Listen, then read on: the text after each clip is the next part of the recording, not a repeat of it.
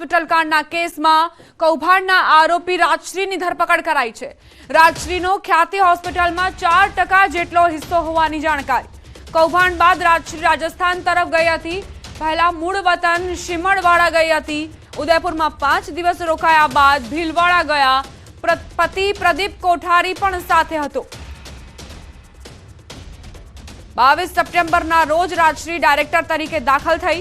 રાજશ્રીના પતિનો કોઈ રોલ સામે આવશે તો તેની સામે પણ કાર્યવાહી કરવામાં આવશે। પહેલા તેનો પતિ ડાયરેક્ટર તરીકે હતો, બાદમાં તેણે રાજીનામું આપીને રાજશ્રીને ડાયરેક્ટર તરીકે નિમણૂક કરી। ક્રાઇમ બ્રાન્ચના પીઆઈ વીબી આલનું નિવેદન।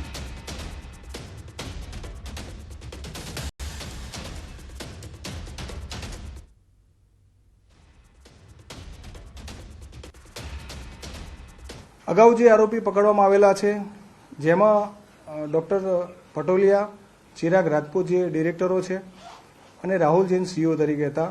તો આ લોકો અને એમના ચેરમેન કાર્તિક પટેલ દ્વારા અવારનવાર હોસ્પિટલ બાબતની મિટિંગો કરવામાં આવેલી હતી અને બહેન એ મિટિંગોમાં હાજર રહેતા હતા।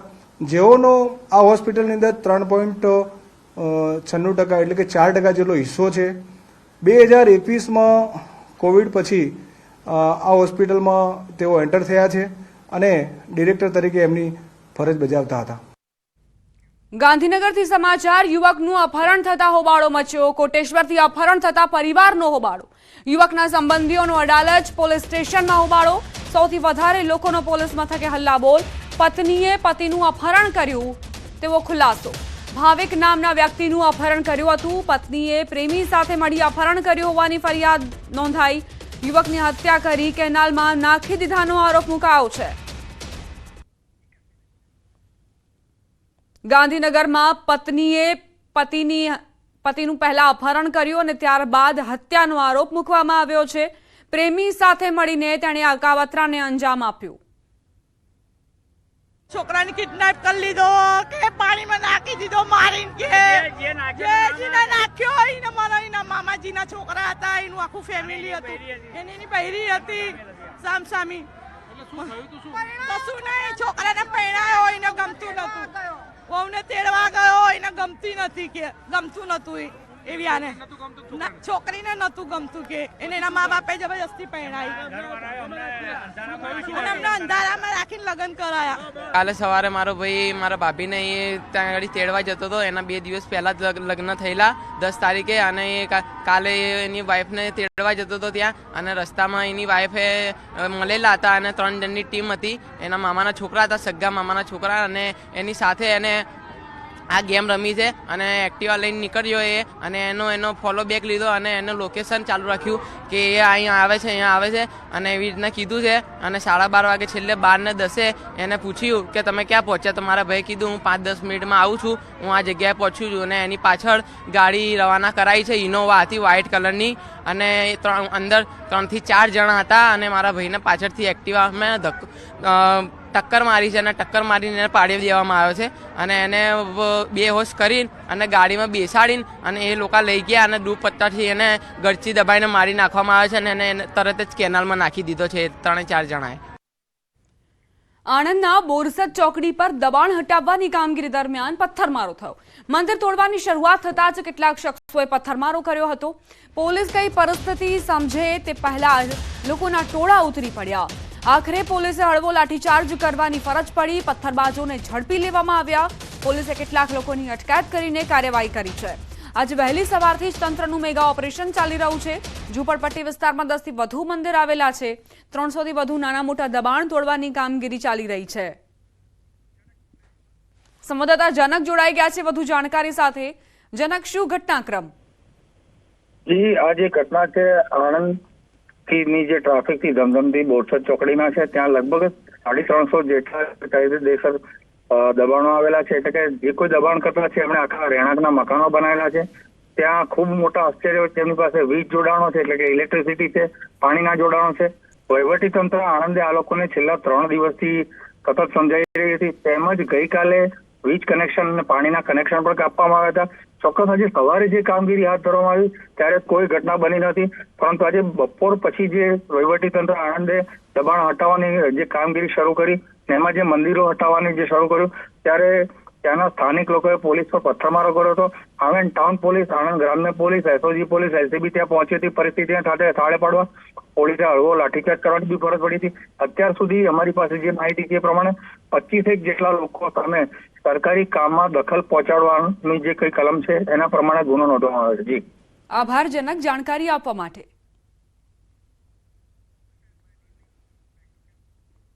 મોરબી ટંકારાના વીરપર નજીક બે કાર વચ્ચે ગમખ્વાર અકસ્માતની ઘટના બની. વીરપર ગામ નજીક થયેલા અકસ્માતમાં બંને કારના ડ્રાઈવરોને ઈજા પહોંચી હતી. કાર અકસ્માતના સીસીટીવી ફૂટેજ સામે આવ્યા. બંને કારને મોટા પાયે નુકસાન થયું છે. મોરબીમાં ગમખ્વાર અકસ્માતની ઘટના બની. બંને કારની કઈ રીતે દુર્દશા થઈ છે તેની પણ તસવીરો સામે આવી. એક કાર ચાલક જે ટર્ન લઈ રહ્યો હતો અને બીજી તરફથી આવતા કાર ચાલકે કાબુ ગુમાવ્યો અને બંને કાર વચ્ચે ટક્કર થઈ તેના સીસીટીવી ફૂટેજ જુઓ. બંનેના ચાલકોને પણ ઈજા પહોંચી હોવાના સમાચાર. સંવાદદાતા અતુલ જોશી જોડાઈ ગયા છે વધુ જાણકારી સાથે. અતુલ, કઈ રીતે આ દુર્ઘટના બની? જે ચોક્કસથી જે મોરબીનું જે ટંકારા તાલુકા છે ત્યાં વીરપર નજીક જે બે કાર વચ્ચે અકસ્માત થયો હતો. એક કાર જ્યારે રસ્તો ઓળંગી રહી હતી ત્યારે બીજી કાર છે તે પૂરપાટ ઝડપે આવતા બે કાર અથડાઈ હતી અને જેમાં બે ડ્રાઈવર છે તેને ઈજા થઈ હતા. એક ડ્રાઈવર ગંભીર રીતે ઈજાગ્રસ્ત હોવાથી રાજકોટ સારવારમાં ખસેડાયો છે. ત્યારે આ જે બે ગમખ્વાર અકસ્માતને લઈને થોડી વાર જે રાજકોટ હાઈવેના જે ટ્રાફિક છે તે પણ જામના દ્રશ્યો સર્જાયા હતા. દીપા, આભાર અતુલ જાણકારી આપવા માટે. મહેસાણાથી સમાચાર. સાંપાવાડા રોડ પર હિટ એન્ડ રન. બહુચરાજીના સાંપાવાડા ગામ નજીકનો બનાવ. અજાણ્યો વાહન ચાલક અકસ્માત સર્જીને ફરાર થયો. બાઇક ચાલકને અડફેટે લેતા ઘટના સ્થળે મોત નીપજ્યું.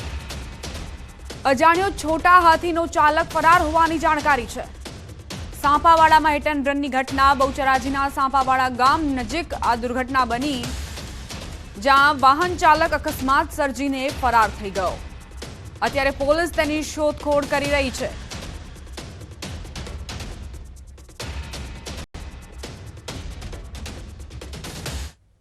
અમદાવાદના ગુલાબ ટાવરમાં અકસ્માત સર્જાયો તે કેસમાં ધરપકડ થઈ છે. એસઓજીએ થાર કાર ચાલકની ધરપકડ કરી. ઘાટલોડિયાના ઋષિલ શાહ નામના આરોપીની ધરપકડ કરાઈ. આરોપી સામે અગાઉ પણ અનેક ગુના નોંધાઈ ચૂક્યા છે. બેફામ કાર ચાલકે ટુ વ્હીલરને અડફેટે લીધું હતું અને તે જ કેસમાં હવે ધરપકડ કરાઈ છે.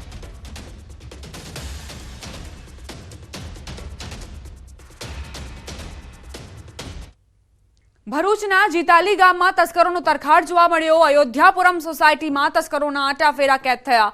5 જેટલા તસ્કરોના રહેણાંક વિસ્તારમાં ધામા. તસ્કરો સીસીટીવીમાં કેદ જોવા મળ્યા. સોસાયટીના રહેવાસીઓમાં ભયનો માહોલ જોવા મળી રહ્યો છે. મોડી રાતનો સમય હોય, કડકડતી ઠંડી વરસી રહી હોય, સૌ કોઈ ઊંઘમાં હોય તે દરમિયાન આ તસ્કરો હાથફેરો કરી જાય તો કોઈને જાણ સુદ્ધા ન થાય. એટલે જ નાગરિકોમાં ભયનો માહોલ જોવા મળી રહ્યો છે.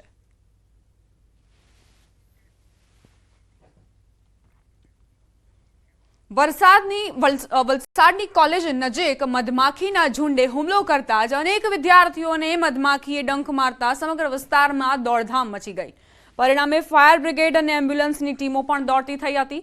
કોલેજના ગેટ નજીક એક ઝાડ પર મધમાખીનો મધપુડો આવેલો છે.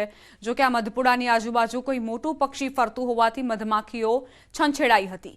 આ રોડ પરથી પસાર થતા રાહદારીઓ પર હુમલો કર્યો હતો. આ ઘટનામાં 5 થી વધુ વિદ્યાર્થીઓને મધમાખીએ ડંખ માર્યા. મધમાખીનો ઉછેર કરતા ખેડૂતનો સંપર્ક કરી મધપુડાને હટાવવા માટેના પ્રયાસ હાથ ધરાયા હતા. એક ઝાડ પર જંગલી મધમાખી બેસેલી હતી. એમાં એક પક્ષી દ્વારા એને ઉડાવવામાં આવેલી અને એના કારણે જે કોલેજોમાં જે સ્ટુડન્ટો જાય છે એની ઉપર મધમાખીએ એટેક કરેલો હતો. એની અંદર 2 જણા એમાં ઇન્જર્ડ થયેલા છે અને એને 108 દ્વારા હોસ્પિટલમાં લઈ જવામાં આવ્યા. રાજ્ય શિક્ષણ વિભાગની અવારનવાર સૂચનાઓ છતાંય શહેરની કેટલીક શાળાઓ હજુ સુધરવાનું નામ નથી લઈ રહી. અમદાવાદ શહેરના ગોતા વિસ્તારમાં વસંતનગર ટાઉનશીપમાં આવેલી પ્રેમ સ્કૂલમાં વિદ્યાર્થીઓને ફરજિયાતપણે ગ્રીન કલરનો સ્વેટર પહેરવા દબાણ કરાતું હોવાનો આરોપ મુકાયો છે. આ શાળામાં પ્રાથમિક વિભાગમાં અભ્યાસ કરતા કેટલાક વિદ્યાર્થીઓ અને વાલીઓનો દાવો છે કે શાળા દ્વારા જો અન્ય કલરનો સ્વેટર પહેરીને આવે તો તેમને પ્રવેશવામાં નથી દેવાતા.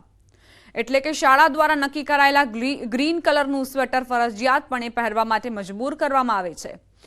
એવું દબાણ કરવામાં આવી રહ્યું છે. જેના કારણે વાલીઓમાં રોષનો માહોલ જોવા મળ્યો। આસપાસના વિસ્તારમાં ગરીબ અને મધ્યમ વર્ગના વાલીઓના દીકરા અહીં અભ્યાસ કરે છે, ત્યારે શાળા દ્વારા જે ફરજિયાતપણું કરવામાં આવી રહ્યું છે એ વ્યાજબી ન હોવાનું પણ વાલીઓએ મત વ્યક્ત કર્યો, કારણ કે શાળાની ફીની સાથે શાળા દ્વારા જે સ્વેટર કહેવાય છે તે પરવડે તેમ નથી। બીજી તરફ આ મામલે શાળા સંચાલકોનું કહેવું છે કે કોઈ પણ પ્રકારનું દબાણ એ ફરજિયાતપણું નથી કરવામાં આવ્યું। હા, એ ચોક્કસ કહેવામાં આવ્યું છે કે ગ્રીન કલરનું સ્વેટર પહેરીને આવવું જોઈએ, પણ દબાણ નથી કર્યું। સ્વેટર પહેરીને આવવાનું એમ? હા, નહીં આવો તો નહીં આવવાનું, નહીં પહેરીને આવો તો કયા કલરનું સ્વેટર? એને ગ્રીન કલરનું। જો બીજા સ્વેટર પહેરીને આવે તો શું કરે છે? તો આવવાનું નહીં તમારે સ્કૂલે, સીધી સ્કૂલમાં મેડમ પકડે ફેટ એની।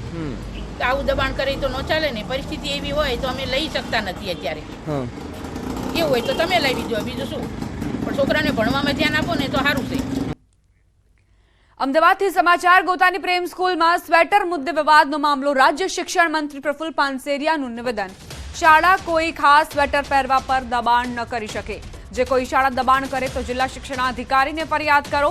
વાલીઓએ પણ શાળા સાથે સંકલન કરવું જોઈએ। ઘણા બાળકોની તાસીર એવી હોય છે જ્યાં આછું સ્વેટર પહેરવાથી તકલીફ થતી હોય, જેથી આ ઇસ્યુ ન બનાવવું જોઈએ। કોઈ બાળકને અનુકૂળતા ન હોય, એમને કાન ટોપીની જરૂર હોય, જાડું સ્વેટર પહેરવું હોય તો કોઈ શાળા એમને ફરજિયાતપણે ફરજ ના પાડી શકે। તો આ એક સંકલનનો મુદ્દો છે। ઘણા બાળકની તાસીર ખૂબ ઠંડી સહન કરી શકવાની ન હોય તો એવા બાળકોને આઈડેન્ટિટી કરીને વાલી કે એ પ્રમાણે સાથે મળીને આવા નિર્ણય લેવા જોઈએ, આના ઇસ્યુ ન બનાવવા જોઈએ। આ એક સામાન્ય વાતને પણ ટોચ પર લઈ જઈને જેથી કરીને શાળાનું વાતાવરણ ખરાબ થાય, વાલી અને ટ્રસ્ટીઓ સામે સામે આવી જાય।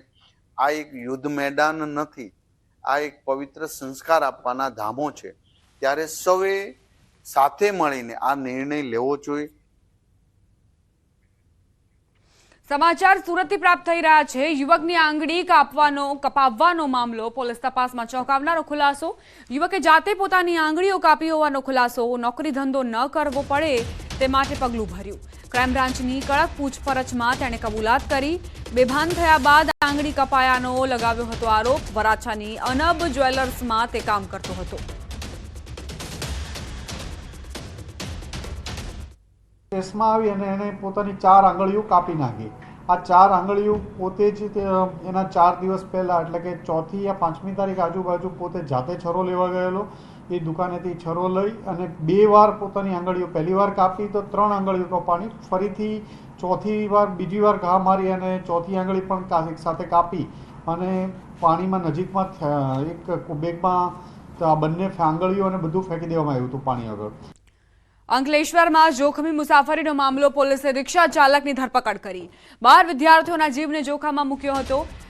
રોંગ સાઈડ રિક્ષા ચલાવતો વિડીયો વાયરલ થયો હતો। પોલીસે આરોપી પાસે માફી મંગાવી છે।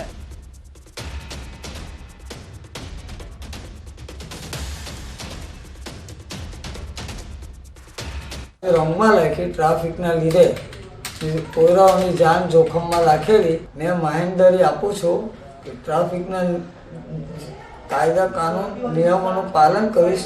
બીજી વખત મારી ગાડી રોંગમાં નહીં જાય એનાથી વિનંતી ચાહું છું, માફી ચાહું છું। મેં ગાડી તો અંકલેશ્વરમાં એ રિક્ષા ચાલકની ધરપકડ કરવામાં આવી છે, જેણે પહેલા તો રોંગ સાઈડમાં રિક્ષા હંકારીને સવાર મુસાફરોના જીવ જોખમમાં મૂક્યા હતા। ત્યારે અલગ જ પ્રકારની તેનો રોફ જમાવવાનો ઈરાદો હતો કે પછી તેણે રસ્તામાં આખરે શું સાબિત કરવા માંગતો હતો તે એક મોટો સવાલ છે। બીજી તરફ તે હવે માફી માંગતો નજરે પડ્યો છે। વડોદરાથી સમાચાર। મિની કોલ સેન્ટરનો પર્દાફાશ। કરજણના હલદરવાથી ઝડપાયું કોલ સેન્ટર। પોલીસે 9 શખ્સોની ધરપકડ કરી। ગ્રાહકોને શેર બજારમાં વધુ વળતરની લાલચ આપતા મહેસાણાના નાગરિકો સાથે ઠગાઈનો આરોપ મૂકવામાં આવ્યો છે। શેર બજારમાં રોકાણ કરો અને ત્યારબાદ ઊંચું વળતર મળશે તેવી બાંયધરી આપીને લોકોને ઠગતા હતા આરોપીઓ। સ્થાનિક સ્વરાજની ચૂંટણી અગાઉ કોંગ્રેસનો બેઠકનો ધમધમાટ। અમદાવાદમાં પ્રદેશ કોંગ્રેસ પ્રમુખ શક્તિસિંહ ગોહિલની અધ્યક્ષતામાં બેઠક યોજાઈ।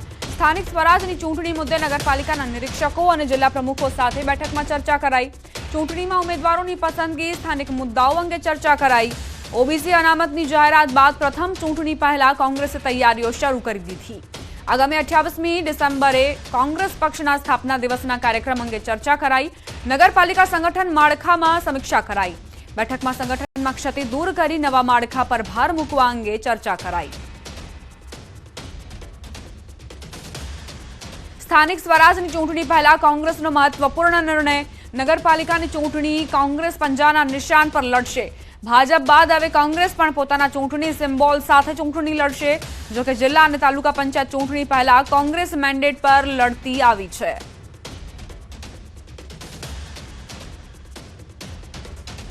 અગાઉ આ નિર્ણય થઈ ચૂક્યો છે કે કોંગ્રેસ પક્ષ નગરપાલિકાની ચૂંટણી, જિલ્લા પંચાયત, તાલુકા પંચાયત તો અમે વર્ષોથી કોંગ્રેસના નિશાન ઉપર જ લડતા હતા, પંજાના નિશાન ઉપર. પણ નગરપાલિકાની ચૂંટણી પણ કોંગ્રેસ પક્ષ પંજાના નિશાન ઉપર લડશે, તે સુનિશ્ચિત છે. આગામી સમયમાં જૂનાગઢ મનપાની યોજાનારી ચૂંટણી અંગે કોંગ્રેસે તૈયારીઓ શરૂ કરી. મનપાના ચૂંટણી પ્રભારી પુંજાવન, શિવિરજી ઠુમ્મર સહિતના કોંગ્રેસ આગેવાનોએ ચૂંટણીની રણનીતિ અંગે બેઠક કરી હતી. ચૂંટણી લડવા ઇચ્છુક ઉમેદવારો સાથે પ્રદેશના હોદ્દેદારો તેમજ પ્રભારીઓ સાથે બેઠક યોજવામાં આવી હતી.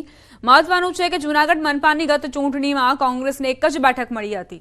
વધુમાં અનેક કોંગી ઉમેદવારોએ ફોર્મ પરત ખેંચ્યા હતા. ત્યારે આગામી મનપાની ચૂંટણીમાં કુશળ કાર્યકરોને ટિકિટ આપીને બેઠકો જીતવા કોંગ્રેસે રણનીતિ ઘડી છે. કોંગ્રેસ આગેવાનોએ આ નિવેદન આપ્યું.